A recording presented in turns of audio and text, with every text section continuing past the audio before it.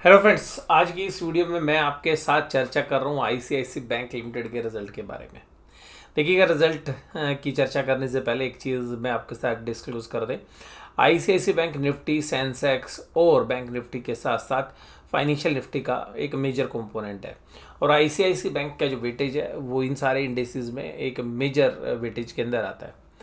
ICIC bank का जब analysis हम करें तो उससे पहले मैं एज ए डिस्क्लोजर आपके साथ चर्चा करूंगा कि आईसीआईसी बैंक डायरेक्टली तो हम ओन नहीं करते, लेकिन बैंक निफ्टी के अंदर हमारी जो पोजीशंस हैं वो रहती हैं और जिसका कि एक मेजर कंपोनेंट है। तो आइएगा अब चर्चा करते हैं आईसीआईसी बैंक लिमिटेड के बारे में। देखिएगा, आईसीआईसी बैंक लिमिटेड से किस तरीके से रिजल्ट की उम्मीद थी। बाजार को ये उम्मीद थी कि तकरीबन 8 से 9% की ईयर ऑन ईयर ग्रोथ जो है आईसीआईसीआई बैंक अपने प्रॉफिट में दिखाएगा, और 1 से 2% की ग्रोथ की उम्मीद थी कि भाई क्वार्टर ऑन क्वार्टर बेसिस पर होगी, और ये भी था कि भाई फ्लैट भी आ जाए या 1% गिर भी सकती है। तो मेजरली ये एक आम सहमति थी आईसीआईसी बैंक के रिजल्ट के बारे में। जहाँ तक बात करें आईसीआईसी बैंक के रिजल्ट के बारे में, तो यहाँ पर जो उम्मीद थी एचडीएफसी बैंक के रिजल्ट देखने के बाद कि क्या आईसीआईसी बैंक के रिजल्ट भी असेट्स क्वालिटी के ऊपर चैलेंज फेस करेंगे, वो जो है आईसीआईसी बैंक में देखने के लिए नहीं मिली। स्लाइटली हम कह सकते हैं कि हाँ, थोड़ी सी असेट्स क्वालिटी का प्रेशर जरूर आईसीआईसी बैंक में भी है, बट उतना मेजर नहीं है जितना हमने एचडीएफसी बैंक के अंदर देखा है।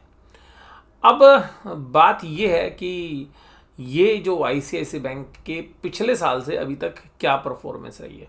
तो पिछले से एक साल में 15% के आसपास की जो है रिटर्न्स इसने जनरेट की है। एग्जैक्टली अगर क्लोजिंग प्राइस देखें तो 14.28% की रिटर्न्स, और 6 महीने में 15.71% की रिटर्न्स इसने जनरेट की है। तो कहने का मतलब ये है कि शुरू के 6 महीने तो कोई रिटर्न आई नहीं। पिछले साल मतलब अगर आज की डेट से हम एक साल को कैलकुलेट करें तो, लेकिन पिछले 6 महीने में ही जो रिटर्न्स आई हैं वही आईसीआईसी बैंक की एक साल की भी रिटर्न्स हैं। तो यहाँ पर हम ये मान के चल सकते हैं कि भाई बाजार के अंदर आईसीआईसी बैंक को उतना तो परफॉर्म करना ही चाहिए था जितना कि उसने ग्रोथ दिखाई है। तो यहाँ पे जो ग्रोथ है वो 15% है, और जो ग्रोथ आई है वो तकरीबन 11-12% आई है प्रॉफिट के अंदर।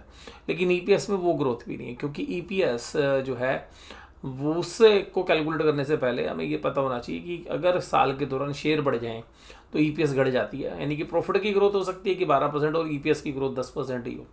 वो इसलिए होता है क्योंकि नए शेयर्स जो है ईसोप के अंदर या जो है प्रेफरेंशियल अलॉटमेंट जो है जनरली बैंक्स करते रहते हैं अपनी कैपिटल एडिक्वेसी को मेंटेन करने के लिए।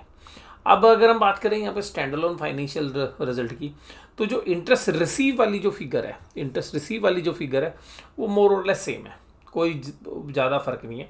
लेकिन हाँ, अदर इनकम का जो फिगर्स है, यानी कि जो फीस बेस इनकम है, वहाँ पर इन्होंने तकरीबन 1300 करोड़ रुपए प्लस किए हैं, जो बाजार एंटिसिपेट कर रहा था कि शायद जो है 200-400 करोड़ रुपए होगी। कोई बहुत बड़ी fees base income generally first quarter में एंटिसिपेट नहीं होती है, लेकिन यहाँ पर जनरली 1300 करोड़ रुपए का एक पॉजिटिव जो है आउटलुक आईसीआईसी बैंक में देखने के लिए मिला।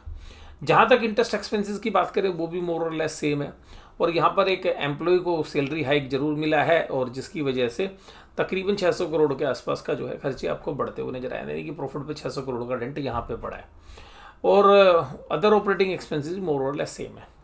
तो कुल मिलाकर जो 32,000 करोड़ के खर्चे थे पिछले क्वार्टर में, इस बार 32,705 के, जिसमें मेजरली जो भी खर्चा ये बढ़ा है, इसमें अगर मेजर इम्पैक्ट देखें तो खाली एम्प्लॉय की सैलरी का इम्पैक्ट है और कुछ नहीं है।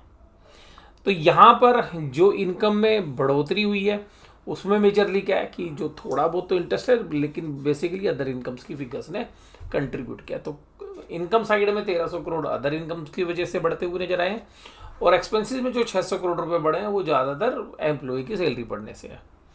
अब ये जो आया तो नेट शेयर अगर हम देखें तो प्रॉफिट के अंदर तकरीबन 1100 करोड़ के आसपास का जो है प्रॉफिट जंप देखने के लिए मिला ऑपरेटिंग प्रॉफिट में।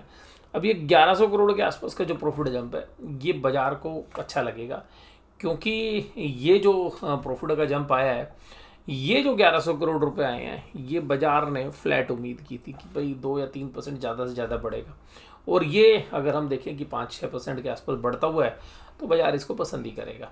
लेकिन बाजार को ये पसंद नहीं आएगा क्योंकि जो प्रोविजंस पिछले क्वार्टर में 890 थे और पिछले साल 1332 थे, वो बढ़कर 1814 करोड़ रुपए हो गए। तो ये पक्का है कि देखिएगा जो रिस्क है असेट्स क्वालिटी का, वो अब जो 1 या 2 साल पहले था कि भाई कोई रिस्क नहीं है, सब पैसा टाइम पे दे रहे हैं, वो रिस्क कहीं ना कहीं बढ़ता जा रहा है।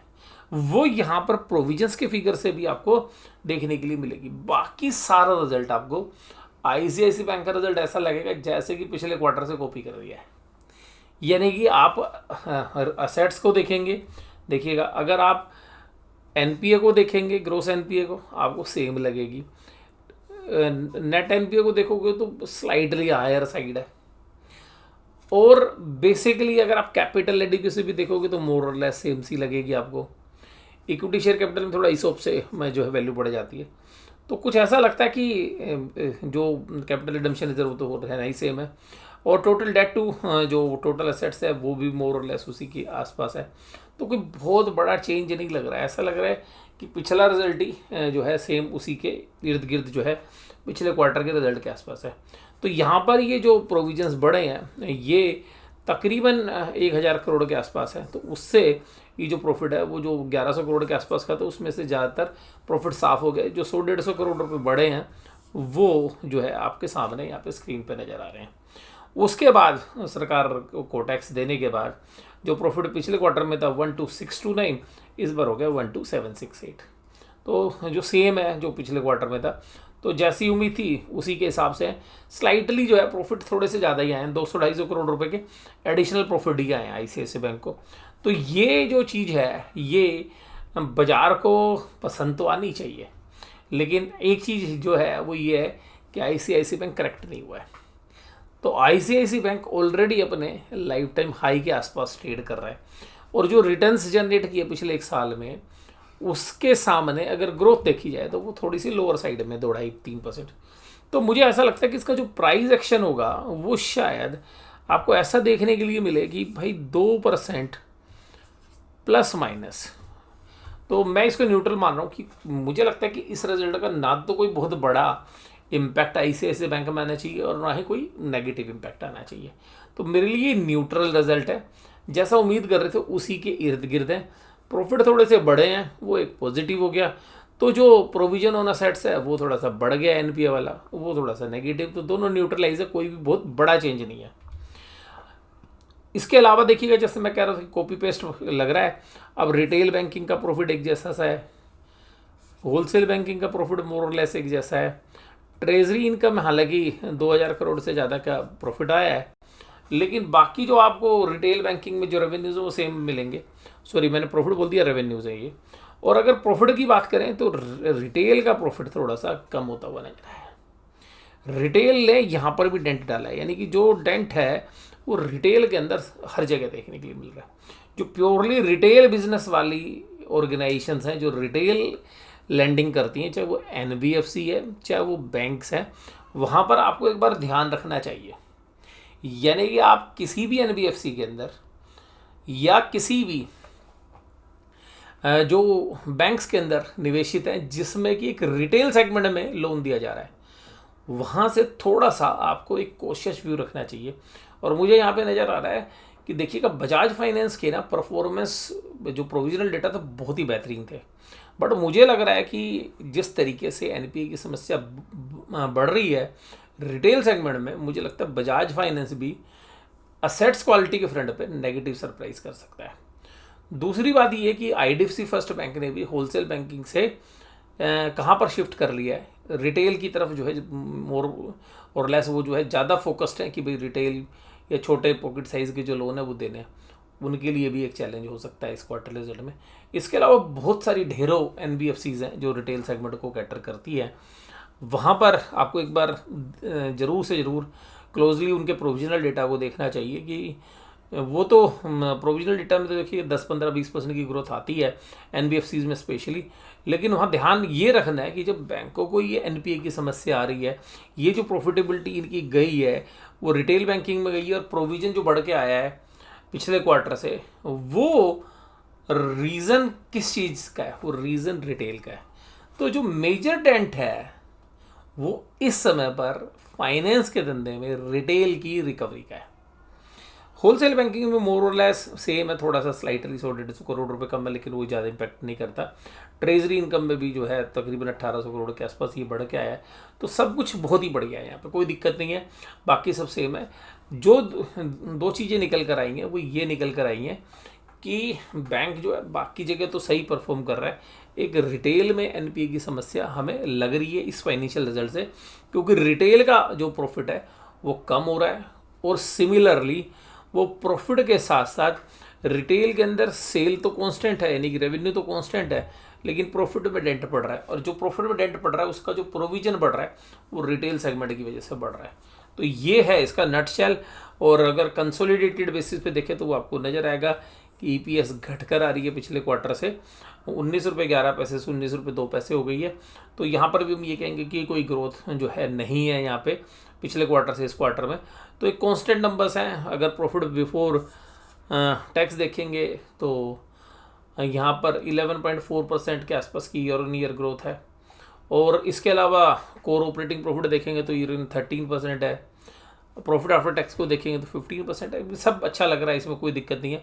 जहाँ तक डिपॉजिट की बात करें, देखिएगा जहाँ मैं बोल रहा हूँ कि बैंक ना लोन देने में जो है सक्षम नहीं है, बढ़ाने में। क्यों नहीं है सक्षम? क्योंकि एक तो डिपॉजिट कम आ रहा है, दूसरी बात क्या है कि बैंक अपनी कैपिटल एडिक्वेसी को मेंटेन किए हुए। जब आपको पता है इंटरनली, आपको पता है कि यार पैसा मिलने में दिक्कत है, तो लोन अभी मत बांटो। यही सेम हुआ है पिछले क्वार्टर से इस क्वार्टर में। देखें आप तो जो टोटल डिपॉजिट ग्रो हुए हैं वो 12.8% हुए हैं, और साल दर साल, और जो सिक्वेंशियल यानी कि क्वार्टर ऑन क्वार्टर आपका डिपॉजिट नहीं बढ़ा। तो आप लोन कहाँ से बढ़ा दोगे जब डिपॉजिट नहीं बढ़ रहा?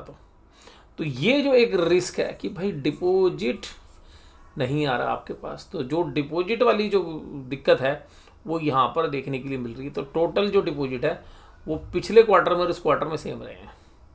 अब बात करते हैं एडवांस देने की। तो एडवांस देखिएगा, मैंने कहा था HDFC में 0.03% बढ़ा था, यहाँ पे इन्होंने थोड़ा सा बेहतर किया है, इस क्वार्टर में 1.5% बढ़ा है। तो ये भी बहुत लोअर साइड में है। जब साल भर में आप 12% बढ़ा रहे हैं तो भाई साहब 3 महीने में 3%, 3.5% ये तो आना चाहिए, नहीं आ रहा है। तो इस क्वार्टर में जो है ग्रोथ नहीं आ रही है। तो अगर आप असेट्स क्वालिटी में देखेंगे थोड़ी सी प्रॉब्लम आई है। दूसरी बात क्या आई है कि भाई लोन ग्रोथ नहीं आ रही, यानी कि जो क्रेडिट ग्रोथ जिसे आप बोलते हैं वो मिसिंग है। प्रॉफिट मेंटेन कर रहे हैं, तो प्रॉफिट में जब तक बढ़ोतरी आप नहीं दिखाएंगे क्वार्टर ऑन क्वार्टर बेसिस पे भी, क्योंकि देखिएगा बैंक का जो शेयर्स है वो इसी बात पे परफॉर्म करता है कि आप ग्रो कितना कर रहे हैं। अगर आप प्रॉफिटों को मेंटेन करते रहेंगे तो आपका शेयर प्राइस ही मेंटेन रहेगा, उस शेयर प्राइस में ग्रोथ के लिए आपको ग्रोथ लानी पड़ेगी। क्योंकि ये जो बिजनेस है ये हाईली लीवरेज बिजनेसेस हैं, इनको हम हाई बीटा बिजनेसेस बोलते हैं। हाई बीटा बिजनेसेस इसलिए हैं क्योंकि इनके जो शेयर प्राइस हैं वो बहुत ज़्यादा फ्लैक्चुएट होते हैं, और रीज़न ये क्योंकि कोई भी एडवर्सिटी होती है इन पर डायरेक्टली इम्पैक्ट करता है। जब इकोनॉमी बहुत अच्छा करती है बैंक बहुत अच्छा करेंगे, इकोनॉमी ख़राब करेगी तो बैंक भी ख़राब करेंगे। तो जनरली बैंक जो है, बैंक्स का जो बिज़नेस है वो प्रॉक्सी प्ले है हमारी जीडीपी ग्रोथ का। तो हमारी जो इकोनॉमी ग्रोथ होगी उसका जो प्रॉक्सी प्ले है वो बैंक्स है।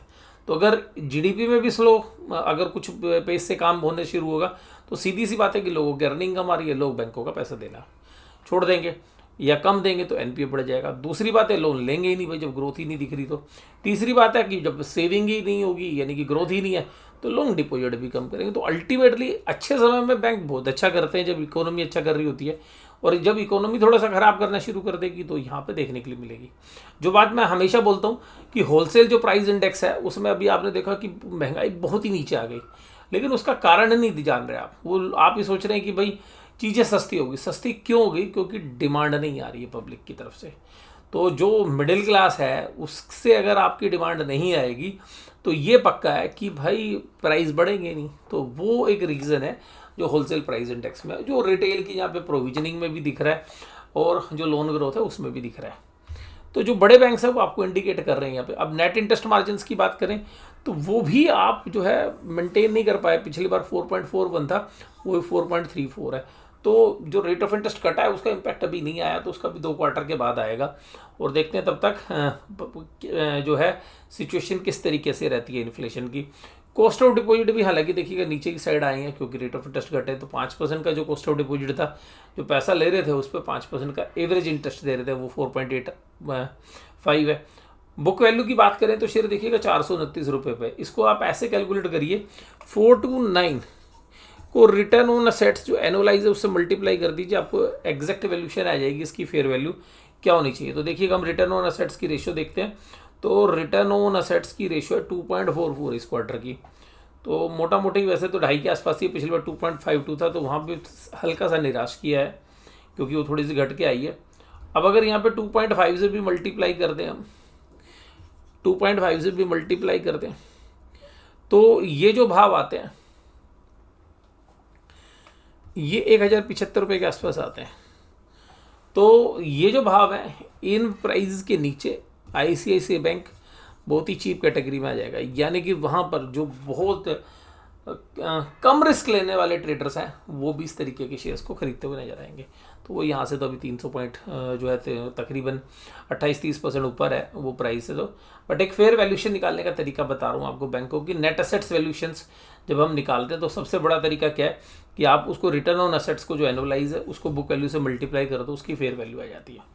तो एक फेयर वैल्यू कैसे निकालते हैं बैंक की नेट असेट्स बेसिस पे, वो भी मैंने आपके साथ चर्चा की। अब अगर NPA की बात करें तो यहाँ पे NPA का जो प्रोविजंस है, NPA में कोई खास बढ़ोतरी तो हुई नहीं है, 6 करोड़ के आसपास की, सॉरी ये जो हुई है ये हुई है 60 करोड़ के आसपास, और सॉरी 600 करोड़ के आसपास हुई है, लेकिन उतना प्रोविजन मेंटेन कर लिया है तो क्योंकि फिक्स बिलियंस के अंदर है। और 59.71 तो जो नेट NPAs बचती हैं आफ्टर प्रोविजंस वो तकरीबन 59.71 बिलियंस, यानी कि 5,971 करोड़ रुपए की जो है वो बनती हैं। और इसमें ही प्रोविज़न जो है, जो भी NPA का प्रोविज़न वो 75% प्रोविज़न आपने बना रखा है, वो प्रोविजंस भी थोड़ा सा लोअर साइड में, यानी कि आने वाले समय में हो सकता है ऐसे बैंक को अपने प्रोविजंस बढ़ाने पड़े। तो मुझे लगता है कि यहाँ पर इस चर्चा के अंदर जो मैंने आपके साथ बातें की वो उससे आपको एक रैशनल मिल गया होगा कि किस तरीके से जो है बैंक काम करता है।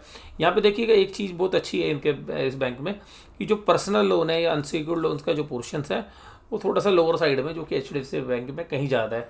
तो HDFC बैंक में जो प्रोविजंस बने हैं ज़्यादा या बैड लोन की या NPA की समस्या थोड़ी बढ़ती हुई नजर आई है, उसका मेन रीज़न भी मुझे यही लग रहा है कि जो अनसिक्योर्ड लोन बुक है वो थोड़ा सा टेंशन क्रिएट कर रही है।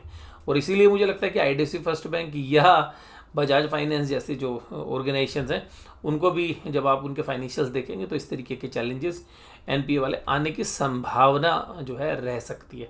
कोई पक्का नहीं होता है, संभावना का मतलब आप समझते हैं प्रोबेबिलिटी है। तो यहाँ पर इस एनालिसिस में बस केवल इतना ही। वीडियो में जुड़े रहने के लिए आपके का बहुत बहुत धन्यवाद। नटशेल में ये कहूँगा कि रिजल्ट उम्मीद के मुताबिक है। अर्निंग के बेसिस पे देखेंगे तो स्लाइटली आपको अच्छे लगेंगे रिजल्ट। अगर आप असेट्स क्वालिटी बेसिस पे देखेंगे तो थोड़े से निराश करेंगे। प्राइस परफॉर्मेंस देखेंगे तो जो रिटर्न्स प्रॉफिटेबिलिटी की आई है वो रिटर्न्स ऑलरेडी जो है ICICI बैंक जनरेट कर चुके हैं इस साल में। तो मेरे लिए ये जो रिजल्ट है वो नटशेल जो है न्यूट्रल है। 1-2% के ऊपर नीचे की किसी भी साइड की मूव जो है बाजार के अंदर आने की संभावना हो सकती है, जिस तरीके से बाजार में टेक्निकल सेटअप बनेगा उसके हिसाब से। तो मुझे ऐसा लगता है कि ICICI बैंक शायद न्यूट्रल है।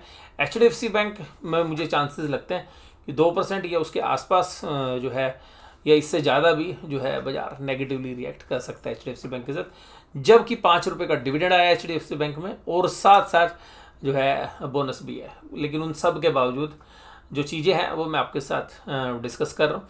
तो ICICI बैंक पे अपना न्यूट्रल व्यू है। HDFC बैंक पे हमें लगता है कि रिजल्ट के बेसिस पे अगर कोई इम्पैक्ट आएगा तो वो नेगेटिव आ सकता है। तो आज की इस वीडियो में बस केवल इतना। वीडियो जुड़े रहने के लिए आपका धन्यवाद। Thank you very much.